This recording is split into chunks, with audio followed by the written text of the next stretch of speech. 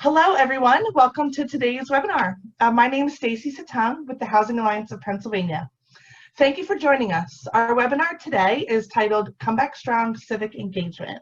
To let you know, this presentation is being recorded and will run approximately 60 minutes, including time for question and answer.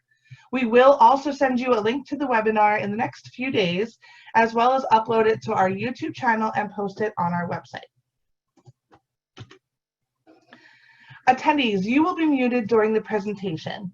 If you have questions for the presenters, please type them in the Q&A box in the bottom of your screen. If you have a logistical question for myself or other Housing Alliance staff, please use the chat feature. The chat feature should not be used for questions for the presenters. Please, again, use the Q&A only. I'll now turn it over to Phyllis Chamberlain to begin today's presentation. Great, thanks everybody. Thanks Stacy, and welcome everyone. We really appreciate you joining us today. I'm going to start by saying the same thing that I've been saying at the start of all of our webinars, and the same thing I've been saying really at the start of every meeting, which is that I hope everyone is safe and I hope that you are as relatively well as you can be. Today, we're announcing and kicking off our Civic Engagement Initiative. We're going to focus specifically on one component of that initiative, which is voter engagement. We at the Housing Alliance had been planning this before the pandemic and before all the protests that are rocking our communities and are continuing to rock our communities. But I would say that given what we've seen in terms of the disproportionate impact of the COVID-19 pandemic on low-income and communities and people of color, and given all the protests that we're seeing with people really rising up and saying that the atrocities and the disparities that are experienced by Black Americans every day, that enough is enough, I would say that this initiative and lifting up the voices of people with lived experience has really never been more important. If there is a teeny tiny silver lining in terms of what's been happening with the crises, I would say that I personally and we at the Housing Alliance have really been engaging much more deeply with so many more of you. And this initiative is one additional way that we really seek to broaden and deepen our engagement with you. Voting is really the cornerstone of our democracy. When we vote, we're empowered, we're taking part in making a decision of who is going to represent us in government. Voting also leads to greater civic engagement.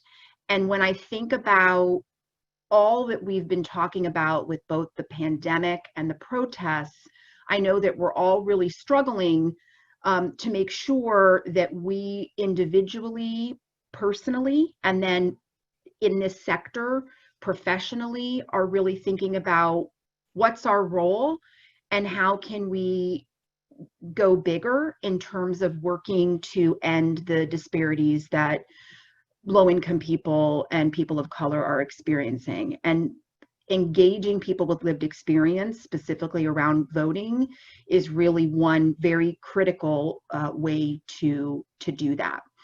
Today, we're going to be talking about this initiative, again, focused on the voter engagement component. We're going to be talking about ways that we at the Housing Alliance are seeking to partner with you. We already have a number of great statewide partners, and you're going to hear from a few of them today about the importance of this initiative to them and to their work.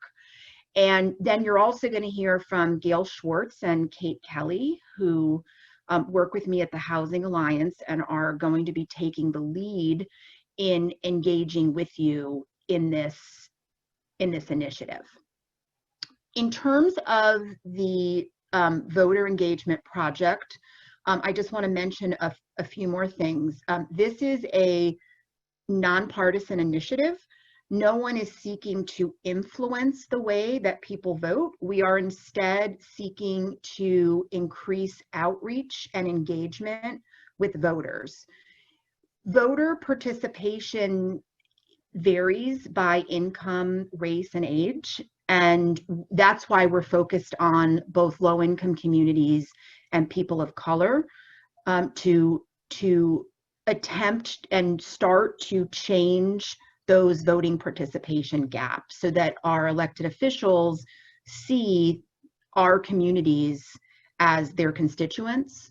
And that will all lead to more civic engagement that we'll be seeking to do with you as partners. So with that said, I'm going to introduce a few of our statewide partners, and I'll ask them to just make some brief remarks about why this initiative is important to them and why they're supporting it. And we'll start with Maggie Leibelsberger, who's the Director of Policy for United Way of Pennsylvania. Maggie? Hi, everyone, and thank you so much, Phyllis.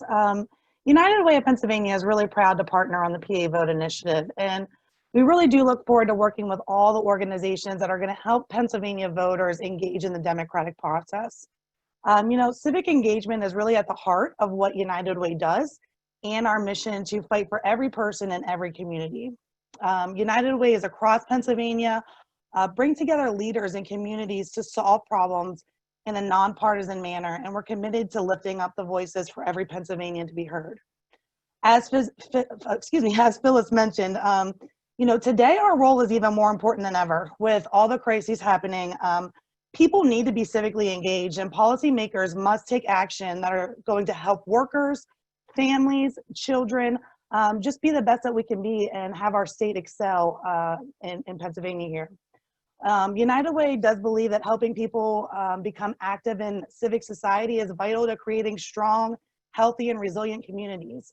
And we will be working in all the communities across Pennsylvania to ensure that all residents have the opportunity to let their voices be heard. Great. Thanks, Maggie. Next, I'm going to introduce Ann Gingrich, who's the Executive Director of the Pennsylvania Association of Nonprofit Organizations.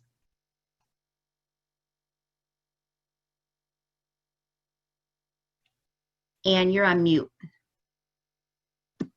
Hi, everyone. I'm going to try that again. I'm really delighted to be on this call and to partner with the other 4 organizations on your screen.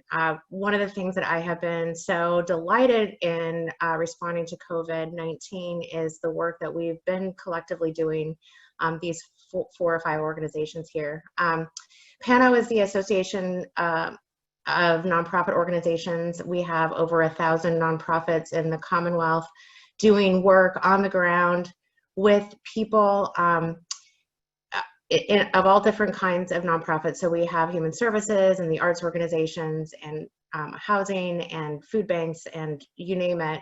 And we believe that this partnership will, in fact, allow us to engage our members to work with their constituents as they come in to their organizations. So we're proud to partner on this. We have a strong, long history of advocacy. We were started 35 years ago, actually, so that we could really follow legislation at the state level in particular, but also at the federal level that has impact on nonprofit operations. So this really is just a continuation of our mission. Thank you so much. Great, thanks, Ann. And next, I'd like to introduce Sheila Christopher, who's the Executive Director of Hunger Free Pennsylvania. Hi, thank you, Phyllis, and thank you all for joining this webinar today. As my colleagues know, I'm always looking for a way to make lemonade, or for some, Arnold Palmer's. I think, and what lemonade I'm making now is the long lines that we have seen at the polls. And I think that even though I don't like it on one respect, on another respect, it is bringing voting to the attention of a lot of people. They're seeing it on the news, they're hearing about it, they're talking about it. So there must be something to this voting. If people are waiting in line all this time to vote, So this could not be any more timely. PA votes and joining the groups here and supporting the effort. And our network is very pleased to do so. Thank you. Great. Thank you, Sheila, Ann, and Maggie for being here and for your partnership. And as Ann indicated, we have been working together before the pandemic, but even more so during the pandemic, for how we can collectively advocate with a focus for us at the Housing Alliance on more than the housing sector, but really more broadly on the nonprofit sector who provide such essential services to low-income communities. So really appreciate your partnership. Next, I'm going to hand it over to Gail Schwartz, who is going to talk to us about why this is important, and then we'll start the conversation about what we aim to achieve in this initiative and how we'd like to partner with you. Gail?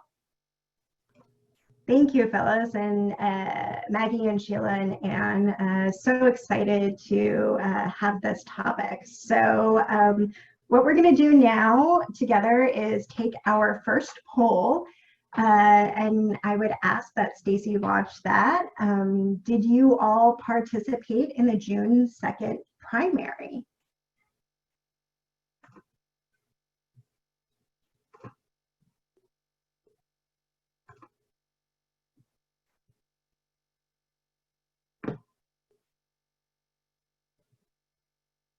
Give it just another second.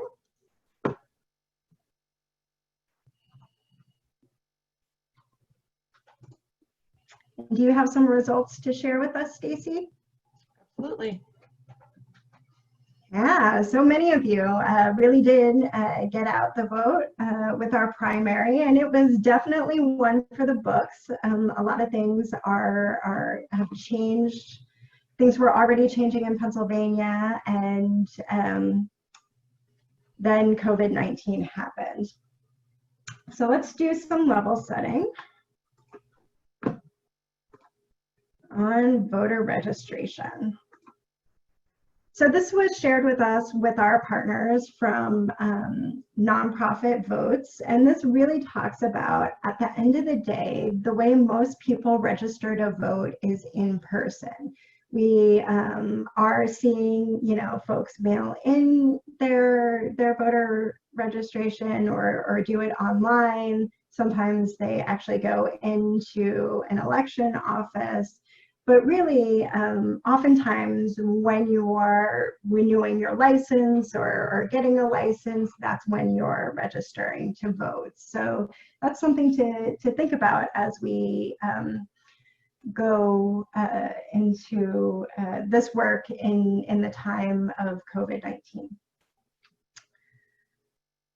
So, one of the biggest concerns that we are seeing is that really as many nationally, 2 million voter registrations per month could be lost. That, as people are not as quick to go stand in line at the DMV and really go any place in person, we're all staying home, we're all limiting our contact. This really has a very, very big impact on voter registration overall.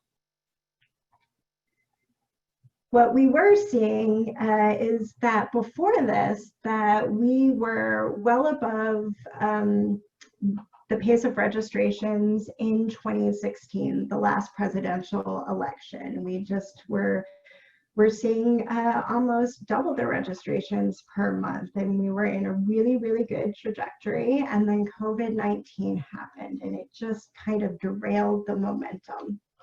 As you can see with this graph specifically, the projected registrations was really getting exponentially greater than 2016. And so we really are losing a lot of opportunity to re-engage existing voters as well as capture those new voters. So let's take a look at some voter turnout gaps, because we also know while not everybody who's eligible to vote registers, we also know that not everybody who registers is actually getting to the polls. So when looking at data from the US Election Project, we are seeing that, only about 40% of youth are voting. And that's really people under 30. I don't even want to frame that as youth, but people under 30. But then we're seeing 70% of people 60 and over are pretty regularly making it out to the polls. We're also seeing this, oh, there's a typo on my slide, my apologies, but we are seeing disproportionate turnouts on race as well, with really African Americans are slightly behind white households, and then we're seeing very low turnout rates or lower turnout rates among Hispanic, Latinx households, as well as Asian American Pacific Islander households. And I do apologize for this typo on the slide, and we'll be sure to correct it when we send it out afterwards. That was looking in 2016. In 2018, our data is a little bit more complete, but again, we are seeing that those who are earning less than $30,000 a year are coming out at a rate of about 40%, when those who are earning more than 50% a year are coming out, at 70% of the time. Again, we are seeing about 40% of Hispanics were represented in the electorate, when about 55% of whites and 50% of blacks. Again, employment, those who are unemployed are also unrepresented in the electorate. People with disabilities, all of those folks who are living independently, they have some of the greatest barriers to just physically getting to their locations, and this is something really to think about. As we saw in our primary, the consolidation of polls. It's we want to be prepared for that expectation coming up in November. And again, with employment, this is national data. We are seeing those who are unemployed are also not making it to the polls at the same rate as their employed counterparts. Now let's look at the health benefits of voting. So when looking at a RAND study examining civic engagement and its links to public health, we're just seeing that these empowered voices really do lead to positive health outcomes. People with disabilities were 20% more likely to vote than people without disabilities, similar to demographic characteristics.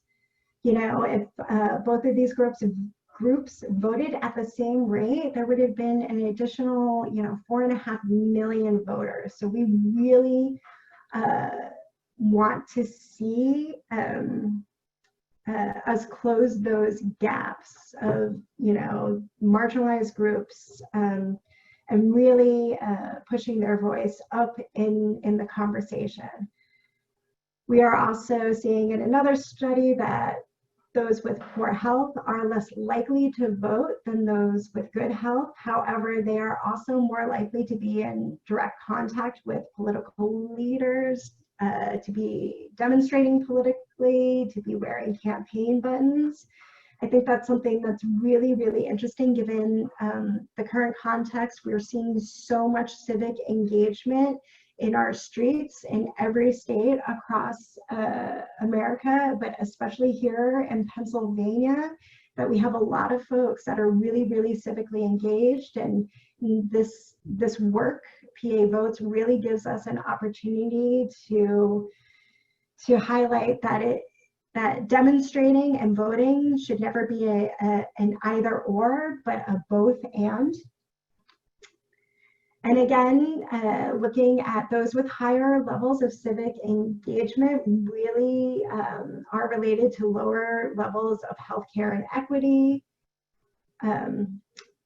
Looking at Chicago, we saw communities with really high representation and high membership rates in their civic organizations are associated with neighborhoods that have lower death rates.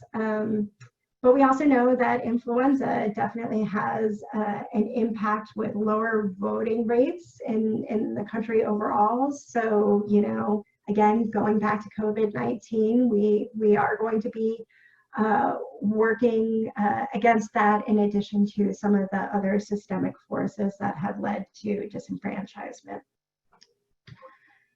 So, time to take a little bit of break and hear from you all.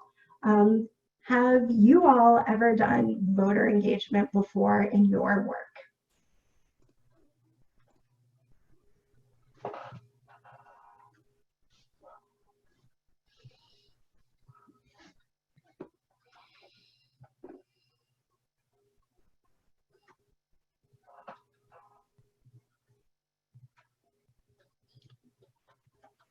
Come on, a couple more.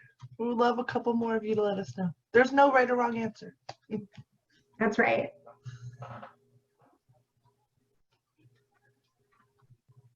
Oh, that. Yeah, there are a lot of questions around voter engagement. Are you allowed to do voter engagement, and what does that mean? So, All right, that's pretty good. We got 75%. all right. So can you share the results, Stacy? Sure. Excellent, excellent. So the folks who answered, we're seeing about a little bit less than half have done voter engagement before. So I'm really excited to see that. And we hope that you are planning to do voter engagement again. Okay, so let's take a look at the Pennsylvania context. And really that goes to Act 77. It was signed in October of last year. It was the first changes to the Pennsylvania election code in decades, going back to our first webinar on voting rights and registration that we had back in April with our partners at All Voting is Local. You know, this is what we learned. We learned that even before COVID, there were so many changes to the election experience for Pennsylvanians. You know, those changes are any registered voter can vote by mail. The deadline to register to vote for is now from 30 days before the election to 15 days before the election. We're seeing new voting systems that are utilizing paper ballots, and you know, voting systems still do vary a little bit from county to county. And again, there was the unexpected changes that came in 2020, which is the polling place consolidation due to COVID-19. And again, just to remind folks, like, we don't get a whole lot of warning about where these new polling locations are going to be.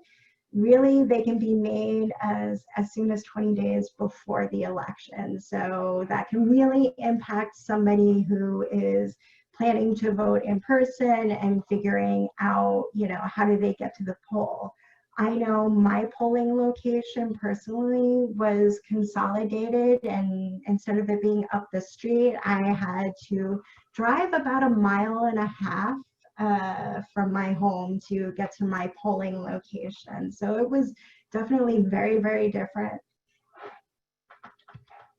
And then again, looking at, you know, what was voter turnout like in 2018 in Pennsylvania? So of all eligible voters, we saw just above 68% were registered, and then just shy of 55% actually made it to the polls on election day in 2018. We saw, you know, again, only about 40% of Hispanic voters registered, with 30% of Hispanic voters making it to the polls. We see the highest percentage of participation among white households with Black or African American households following closely behind. And then, you know, we start see that Asian American Pacific Islander households are following, are closer to turnout rates like their Hispanic counterparts. And then also, unfortunately, the state data is not as robust as the national data, but we were able to look at the age distribution as well. And so again, in Pennsylvania, we see very much in line with what the national trend is that, you know, younger folks are just not coming out to the polls as much. They're not registering as much. They're not coming out to the polls as much. But, you know, folks that are 65 and plus, they are very civically engaged, and really not only do they have really high rates of voter registration, but we are seeing these high rates of actually making it to the polls on election day. So with that, we have our next poll. For those who have done voter engagement, did you, and you'll see multiple choices. Did you help folks register? Did you verify if registration was current? Before election day, did you help voters develop a plan to get to their voting location? Did you assist voters in getting to their polling location on election day?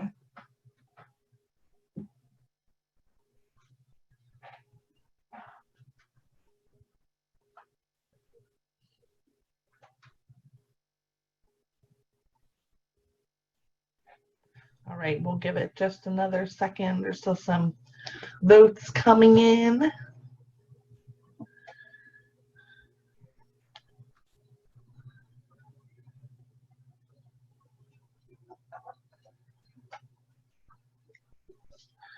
All righty.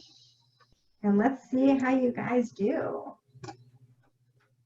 Many of you are definitely helping people register to vote. We're seeing smaller numbers for verifying if registration was current, helping people come up with a plan. We do see 12% helping people get to their polls on election day, so that's really awesome. And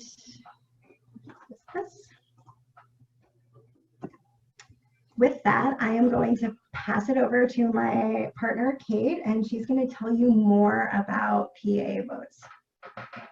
Let me stop sharing.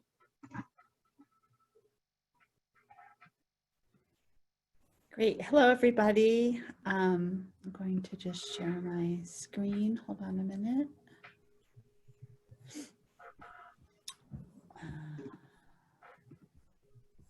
All right, let me just get up to, sorry, let me just get up to speed where I am in the PowerPoint.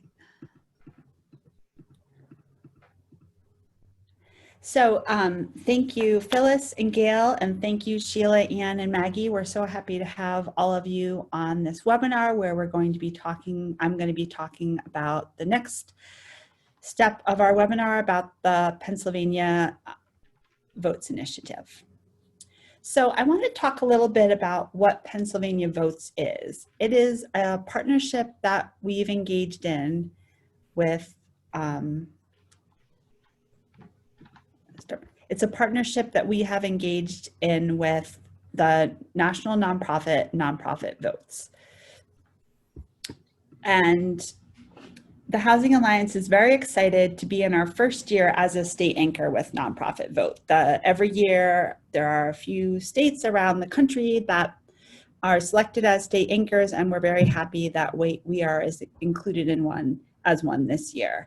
As you've heard from my colleagues, other presenters on this webinar, our democracy is very much challenged right now by wide gaps in voter registration that can be tied to income, age, racial disparity, and other factors. and that this is something that Nonprofit Votes and the Housing Alliance through PA Votes is committed to addressing. Nonprofit Vote partners with America's nonprofits to help the people they serve participate and vote. And some of you may have worked with them in the past on various initiatives that they've had.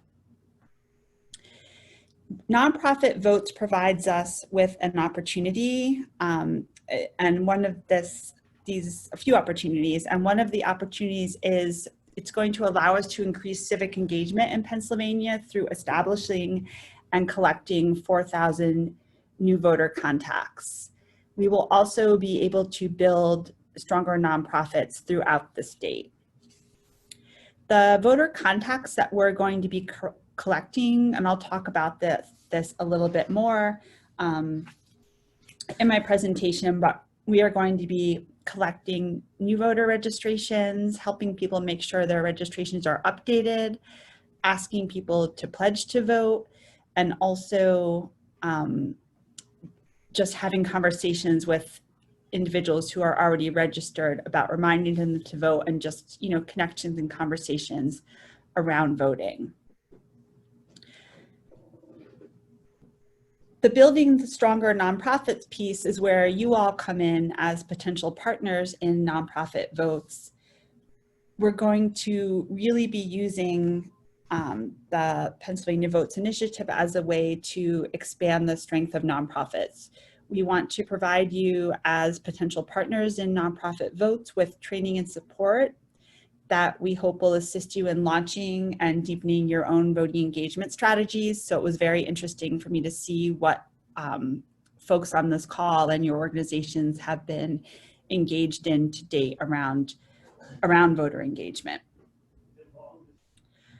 We are going to work with those of you who sign on as partners to develop organizational goals about how many voter contacts that you think you can help us with to get to these 4,000. The time commitment is short term. It's going to last, you know, now we're in June. So, you know, it's really just the few months leading up to Election Day with a little bit of a debrief after Election Day. In return, you'll receive through us and through Nonprofit Votes, voting data that you can use to approach new and existing funders about investing in your civic engagement activities. So we're really hoping that your engagement and involvement in PA Votes could be either a first step for you or a continuing step in your civic engagement work. You'll also receive through Nonprofit Votes demographic data on the people you serve, and this could potentially help you to better target services, seek future funding for civic engagement work, and really reflect on the impact you're making around civic engagement. For those of you who are interested in coming on and joining us as PA Votes partners, as a first step, we'll ask you to sign a memorandum of understanding with the Housing Alliance of Pennsylvania. And then we're going to, at the end of June, early July, have a kickoff for the event. And there will be monthly partner planning calls that you can join, or that we hope that we'll ask that you join to help us as we continue with our planning process. We're going to help you create a plan to engage with the people you serve in securing voter contacts. And as I said, those can be through voter registration, registration update, you know, verifying that people are registered correctly at the right address, pledges to vote, which really can be used as reminders to folks that you've had contact with to ensure that they work to develop a plan to get to the polls on Election Day. And then, as I said, other conversations and contacts you may have had with people about voting. We want to help you build on any past experience you've had doing nonpartisan voter registration initiatives. So some of you may have participated in one of the options that was up in the previous poll, or more than one of those options. And if you haven't had any previous engagement, we want to help you think about the best way to incorporate voter engagement in your organization's work. As far as responsibilities and what we're asking you all to help us in tracking voter contacts. We'll be looking just for some basic data, full name and address from your contacts, and then we'll be working with you to set up a schedule to help you get that data back to the Housing Alliance in a timely manner and a regular basis, and we'll have a process for that. We will have a few deadlines leading up to the voter registration deadline in Pennsylvania in October, when we hope you will send us or will have sent us batches of your voter contacts. How will we reach our 4,000 voter contact goal? And really one of the best ways we're going to do this, or how we're going to do this, is with the help of our Pennsylvania Votes nonprofit partners, which is why it's so great to have our other statewide partners joining us on this call and to have so many organizations who have registered and are participating in this webinar. We're planning to recruit about 30 nonprofit partner organizations across the state, and we will be coordinating training and ongoing support for any partners that sign on to engage their staff in this work and also the people they serve.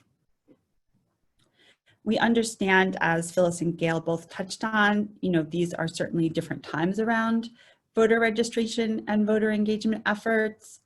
We'll be working with you to use both in-person and social and physical distancing strategies to collect voter contacts. Those may be digital strategies, they may be more in person where it's appropriate. For example, if you are an organization that is providing boxes of food or meals, there may be a little more opportunity for in-person connection, but we also may be thinking with you creatively and encouraging you to think creatively about how you can use your social media, use Zoom parties, other mechanisms to engage with potential voters and encourage them to register.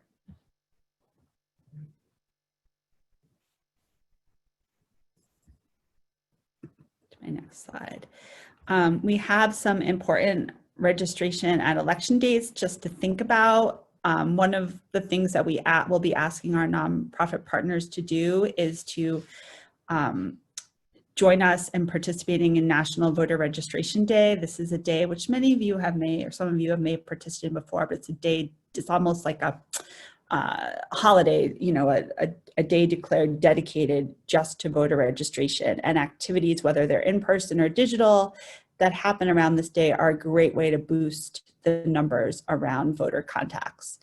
And then Pennsylvania's voter registration deadline is October 19th. So we certainly would like, obviously the contacts coming through voter registration verification to happen through and leading up to that date. And then people can certainly, after that date, continue with the pledges to vote, and we can continue with the conversations about encouraging people to make sure they have a plan to vote in the November 3rd general election. So I wanted to pause here, and I believe Stacy has a poll where we're going to ask people just to respond whether or not they'd be interested to being a nonprofit partner or not. Sure. There we go.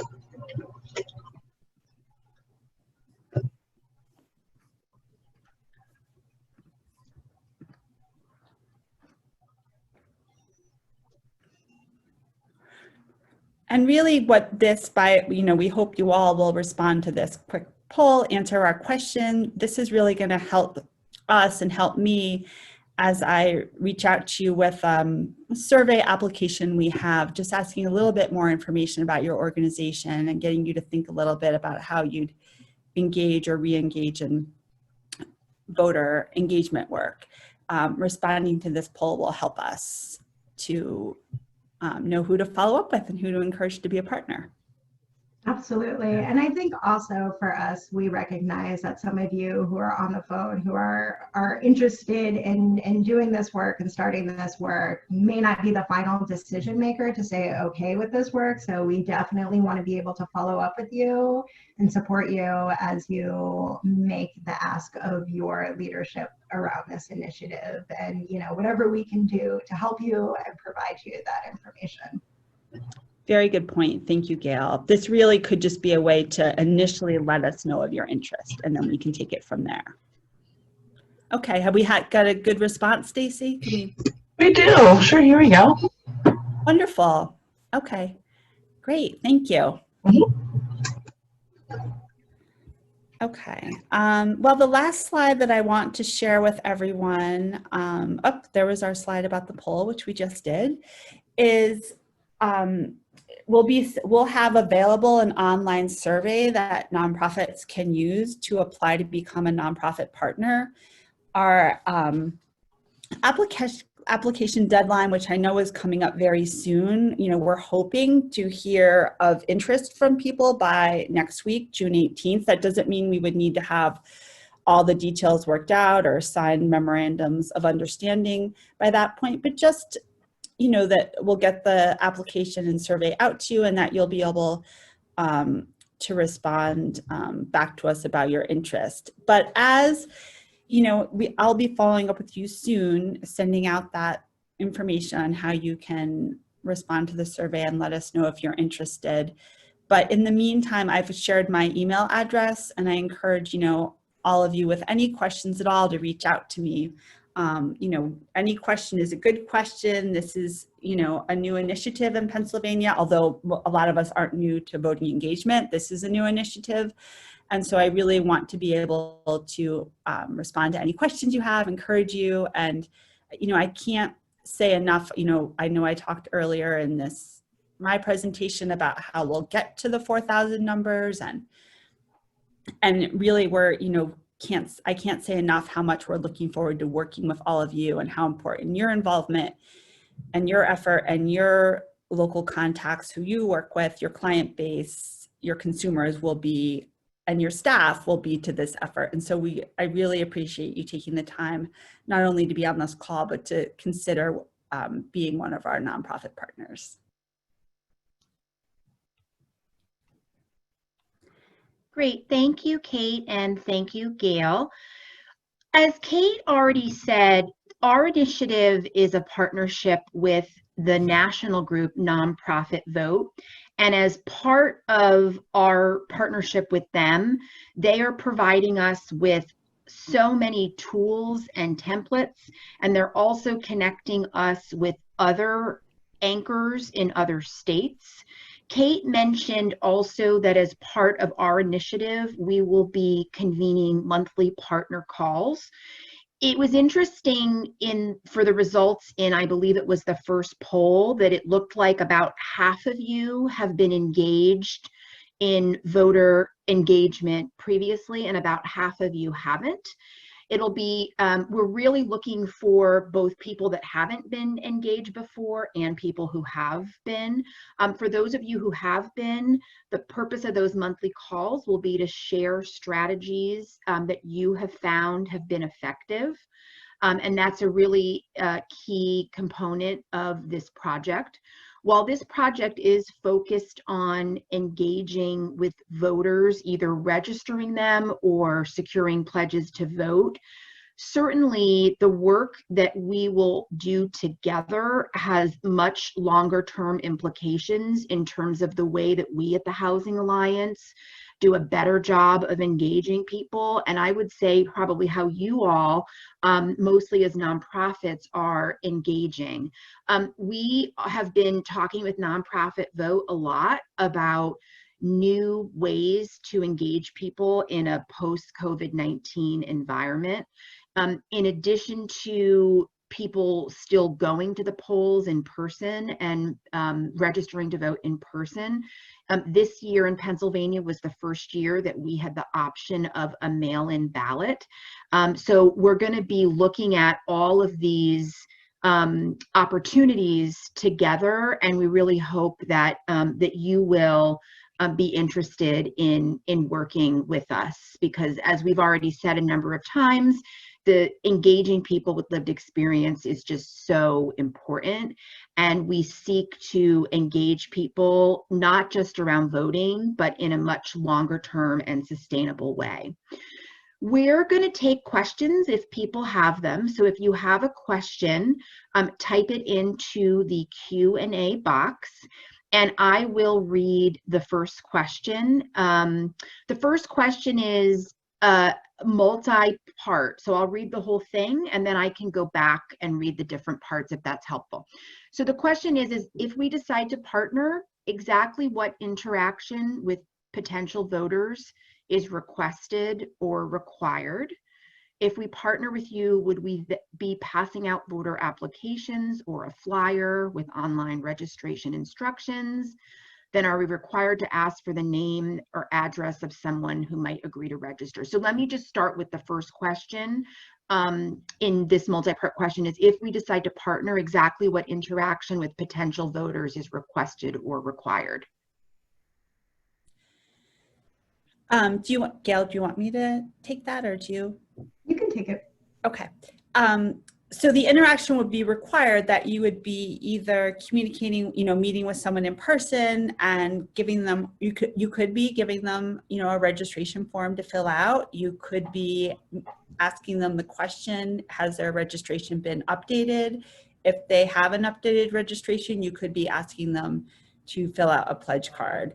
This could, granted the current restrictions with social and physical distancing, this could also be happening, digitally and asking them to fill out an application online to register to vote and or to apply for mail-in ballot. Maybe there's a second. Yeah, if we partner with you, would we be passing out voter applications or a flyer with online registration instructions? Yes to both. And that is something we would certainly be able to help you get access to voter registration forms and I think a flyer with directing people where we are able to be connected with, people in person, whether it's at a distance or not, connecting with, we would have a flyer and other or digital tools that you could use to share information about registering. And Kate, I think you answered this last part, but I'm just going to say it again in case you didn't. Then we are required to ask for the name, address of anyone who might agree to register. Yes, that's a good question because that's just another good point for us to emphasize again. The basic information that we are asking for and do need is full name and address. And that's just for data collection purposes and just to verify that these are each individual contacts. So we would be asking for that. Thank you. Then the next question is if your organization is already involved with the Housing Alliance, do you still need to sign an MOU independently? The answer to that question is yes. This is something separate, above and beyond the membership of the Housing Alliance. But again, this is the MOU, I probably sound a little, formal when I talk about it. It's not requiring a lot of information. It's not a huge time commitment. Again, this is short-term, leading up to and a little bit after the election day. But there will be, yes, a short form that we would be asking you to fill out, just verifying some information. Right, and it also outlines what our commitment is to you and to support you in these activities and what you can expect from us as we partner on this specific initiative, right? So that we have a clear understanding of roles, of expectations, of what is available to you as our partner on this initiative. Yeah, exactly. Thank you, Gail, for clarifying. It really helps both of us in this endeavor together. The next question is, can someone from the Housing Alliance meet with us to discuss how to participate in forms of civic engagement? Absolutely. Is that absolutely? I think that answers it. Anytime, and not just with this initiative, every time. Then the next question is, can you talk about what we'll be providing to promote voting engagement? So like buttons or swag or anything like that? Sure, that's a great question. And that's something we've talked a little bit about internally, and we're still, clarifying, exploring all the opportunities with nonprofit vote. We want to make sure we're strategic in what we're going to order and be able to distribute to all of you with swag. As far as swag, something that's going to work in case there is physical and social distancing that has to happen. at the minimum, there will be pledge cards that you will be able to give to people, and when you will give those pledge cards back to us, and then they will get mailed out with hopefully an I voted sticker that's going to go to every person who's a voter contact, so that they can proudly, whether they are going to a poll or filling out a mail-in ballot, wear their I voted sticker. Just to give a few examples, but I don't want to commit because we haven't, confirmed with Nonprofit Vote exactly what we're ordering, but we're thinking hand sanitizer. That's always something that comes in handy. We're thinking pens because, this is a time where if you are doing any kind of work around voter engagement in person, people it's safer, right? To avoid germs if we don't share pens. And something that I think we may want to think about a little bit more if we're not in situations where there would be a stack of flyers around voter engagement and voter registration that people would be comfortable putting out and people touching and taking, maybe thinking a little bit more about some posters and other materials that could go up on walls of offices or common areas or meeting space, letting people know. And then digitally, there's not swag digitally, but are there digital tools that we can use that will help people around voter engagement? And Gail might have some ideas to add here also. Yeah, I think we're seeing, very interesting tools coming up with, Zoom backgrounds and borders on your Facebook page and all kinds of things to let you know and help people connect to resources where they can find more information about voting and check their current status and things like that. So, we're still in a very, very creative brainstorming phase, but I think that there's just a lot that can be done with social media, and we're still kind of wrapping our heads around that and seeing all of the interesting things that are happening with web-based events and tweet storms and all kinds of stuff. So definitely lots of digital strategies that can go out as well. And I should just add in, but then I want to get, of course, to the next question that, we're here to help you, engage the folks that you work with. So if you have a thought or idea and you come on as one of our partners, we'll do everything we can to help you figure out the best way to connect with and engage your voters and really make this a first step with them in a, longer term commitment to civic engagement. The next question is, do you have interest in partnering with organizations that are only doing remote work for the foreseeable future? Which is a great question because it does get to how our world has changed and how it might be changing in terms of needing to social distance for the foreseeable future. So can you, Kate or Gail, answer that question about remote work? Yeah, sure. We do have an interest, I think, because we understand that that's the way the world is right now, right? So, I think it'd be good ultimately to have a little bit of mix of, both kind of organizations, and where we can have folks have some, even if it's limited interaction. But, what Phyllis and Gail have touched on also about being creative digitally, we certainly can work with you. And Gail might have some other thoughts on this.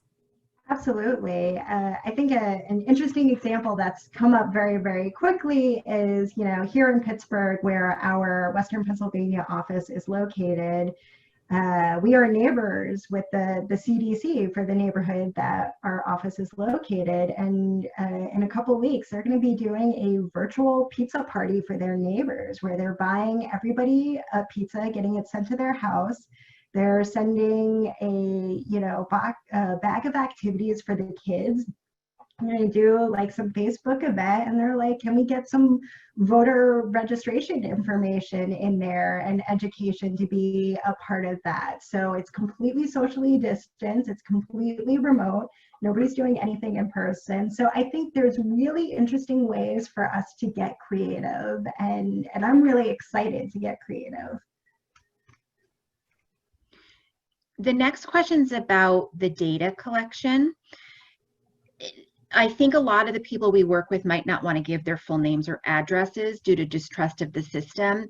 Is there any way to partner if we can't get all of that information? Kate, can you address that? Sure, I'm happy to. I don't have a very short or definitive answer to that beyond that. I certainly understand and respect concerns about sharing that information.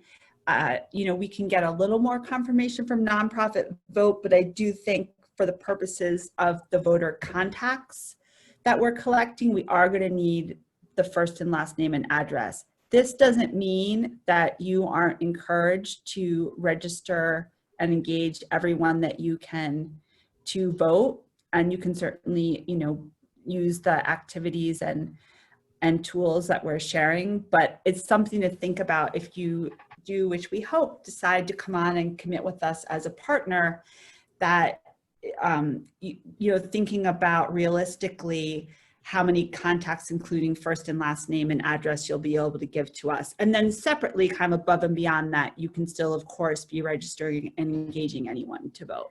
Gail, do you have any? Yeah, I mean, I think, if all you can do is register somebody to vote and help them figure out a plan and you don't get the data, I'm a pretty persuasive person, and I think that we can still, sell that as a win. As long as that's the exception and not necessarily the norm. We need most of the data, but if we don't have 100% reporting, that's not going to count against you. I don't believe that to count against us with nonprofit votes. I will, do want to point out that we do need the name and address to actually verify the registration or to complete the registration. So whether they want to, complete the pledge card and share that with us, that definitely has to be provided for voter registration. So that's just something to make a note of.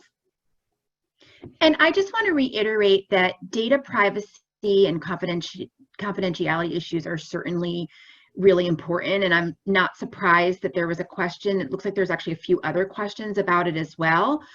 So we could also put some more information together about data confidentiality and privacy, because as I said, nonprofit vote really is giving us a lot of templates, which we will then be passing on to you and designing additional templates and tools if that's what's needed.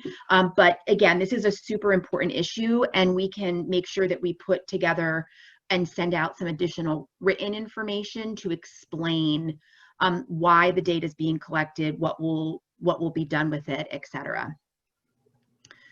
All right, so the next question is, so you're going to have lists of unregistered people, or are we finding those people? Which is also a really good question. And I'll just say, and then Gail and Kate, you should really answer the question, that the organization that we're working with at the national level is called Nonprofit Vote, and they are specifically focused on engaging with nonprofits because of the relationships that nonprofits have with the people that they serve. So the goal here is to engage the people you serve. It's not that we will be generating lists of people. Kate and or Gail, do you want to add to that? No, I think that's a really good point, is that, we're not looking for you to go out beyond your existing footprint. We are looking for you to have this additional conversation with the people that you already have relationships with. This is why we are looking to have so many different partners. So again, the 4,000 number looks huge, but in part of our process and our memorandum of understanding, you tell us the contacts that you think that you can make. Is that going to be 50? Is that going to be 40 or 75 or 100? Like, you set the goal for you, and we are really going to do our best to meet you where you're at, because we know you guys are working so hard and your bandwidth is so taxed. So we don't want to put additional work on you, but we want to complement the work that you're doing.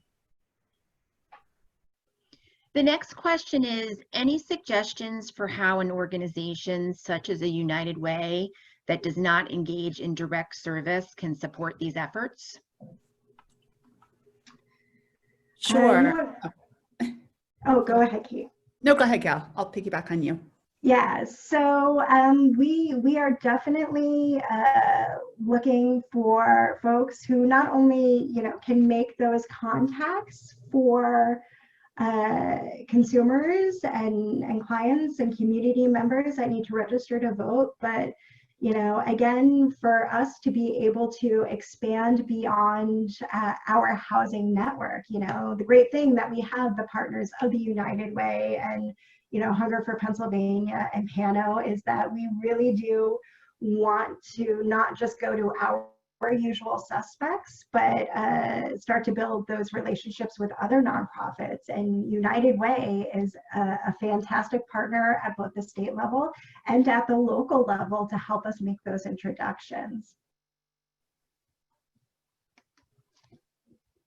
Great. Something that I would just add quickly too is that, and this may not get us to the numbers that we would get to from working with the people that you serve and United Way serves, but something that Nonprofit Vote has emphasized in a few of the conversations I've been on with them is that we should also be working to make sure as nonprofits that staff, all staff are registered to vote with updated registrations. So that's something that a United Way, for example, could certainly be communicating to their local community partners, just a reminder to make sure that all staff are also registered and engaged civically.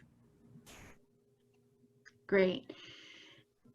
Then the next question is, when will this kick off? When will I get information to promote it? And then is this for churches? All part of the same question. So we are planning to kick off with an official kickoff event, which may have been in person in other times, but it's going to be virtual. That event will be happening at the end of June and the beginning of July. And because by that point, our goal is to have our memorandum of understanding signed with all our partners, and we will have spoken with each of you about what your goals will be around your original organizations. So anyone who signs on as a partner can stay tuned, and we'll be getting that date out just as soon as we have it. And then I believe, Phyllis, there was a second part to that question. Can churches be involved? Churches. We need to be working with any organization that is a 501c3. So Gail, do you have thoughts on that? I'm sorry, what was the question? Thoughts on if churches can be engaged as nonprofit partners? And I was saying we really need a 501c3, right? So yeah, absolutely. Okay, thank you.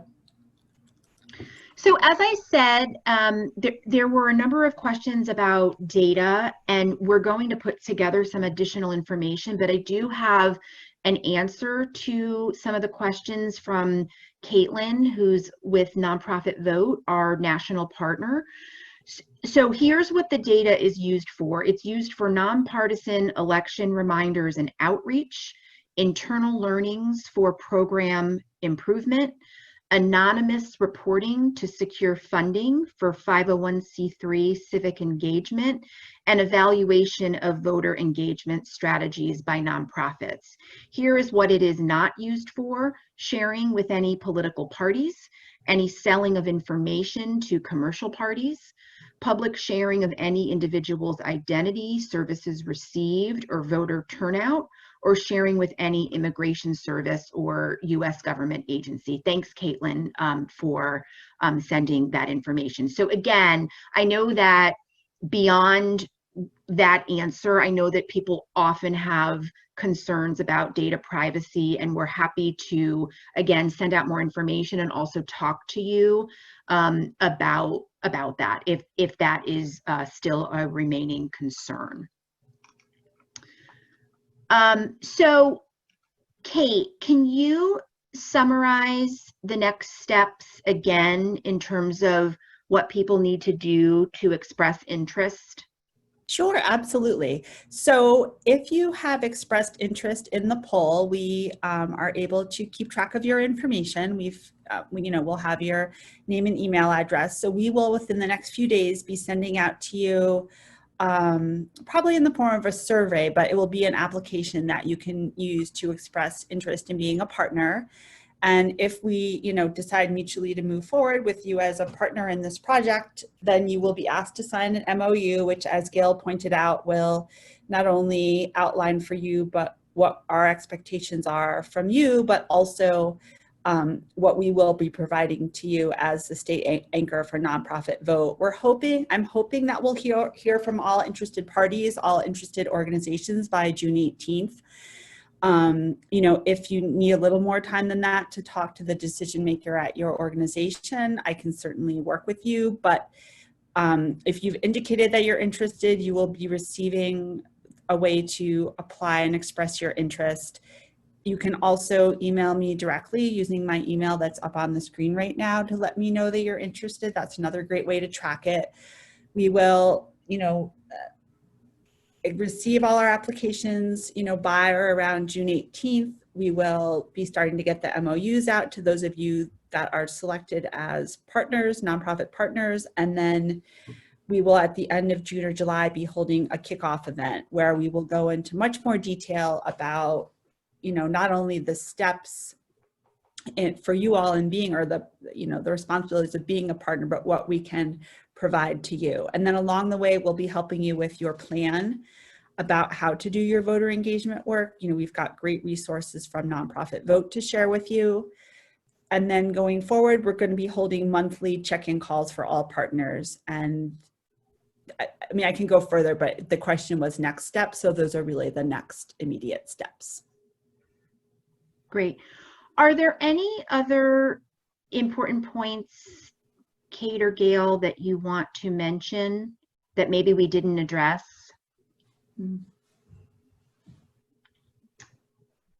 I will say that we, for those of you who are on our newsletter list, you may have been seeing the job postings, including one for a fellowship position. And so that new staff person is, once they get started, hired, and oriented, will be the point person on this project, with both Kate and I behind them providing additional support. So, we really do have a team at the Housing Alliance working to support you as our partner on this initiative.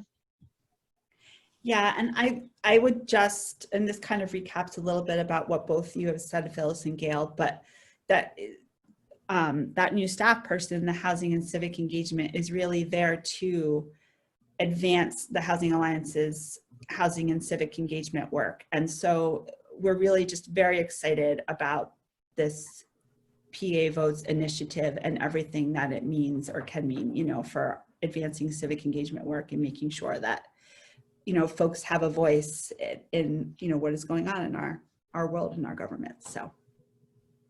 Great. Thank you, Kate and Gail. Thanks to United Way of Pennsylvania, Pennsylvania Association of Nonprofit Organizations, and Hunger Free Pennsylvania for being on our webinar today and for partnering with us on this initiative. Please reach out to Kate if you have any questions. I know that for some, this is probably a very new activity to be considering. And as we've said, probably 25 times on this webinar, we really are here to help you. Our partners at Nonprofit Vote are here to help you. The engaging people with lived experience has never been more important, and we just feel so strongly here at the Housing Alliance. And for all the things that we do at the Housing Alliance, this might be the most important, lifting up the voices of people with lived experience. So thank you for joining today. We will send out the recording. Contact Kate with any questions, and we hope to be partnering with you on this initiative in the very near future. Thanks all. Thank you.